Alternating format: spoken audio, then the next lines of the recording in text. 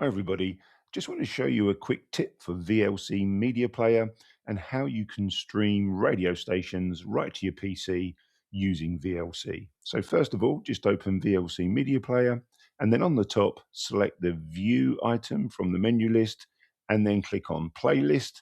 Scroll down to the bottom and you'll see this little item here called Icecast Radio Directory. Just to click on that, give it a few seconds to load. And then after a few seconds, you're going to see a huge list of radio stations that you can stream live through to your PC. I use this quite a lot while I'm working or playing games. I can listen to music in the background. You can even record, hit play and stop and pause at the bottom. Hope you found that helpful. If you did, please consider subscribing and maybe even hit that notification bell so we see each other in the next video. Take care, everybody.